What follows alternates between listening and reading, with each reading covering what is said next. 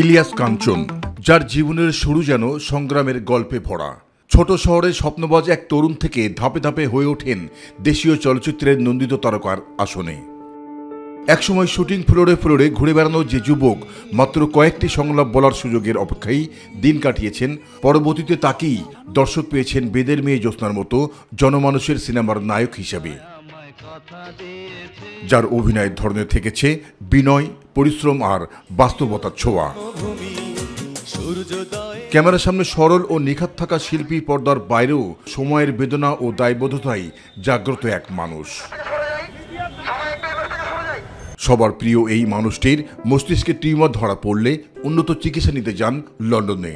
সেখানে গিয়ে ওঠেন তার মেয়ে জামাতার বাসায়, যেখানে তিনি প্রতিনিয়ত জীবনের সাথে লড়াই করছেন দেশের স্বনামখ্যাত তারকানায়ক ইলিয়াস কাঞ্চন। এদিকে কঠিন অসুস্থতার সঙ্গে লড়াই করা ইলিয়াস কাঞ্চনকে নিয়ে সামাজিক যোগাযোগ মাধ্যমে ছেয়ে যায় ভক্তকুলের একের পর এক আবেগঘন পোস্ট।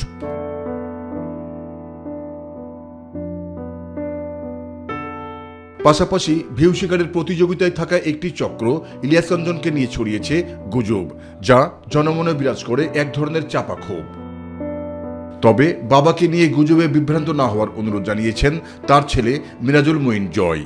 এক বার্তায় জানান, বাবা তার এখনও চিকিৎসাধীন। এদিকে বেদের মেয়ে জ্যোৎস্নার শাহজাদার অসুস্থতার খবর দেশব্যাপী ছড়িয়ে পড়লে নিরাপদ সড়ক চাই আন্দোলনের কর্মী, ভক্ত ও দেশ বিদেশের সাধারণ মানুষ তার দ্রুত সুস্থতার জন্য আল্লাহর দরবারে দোয়া চাইছেন। জাহিদ আহমেদ বাবু, মাই টিভি, ঢাকা।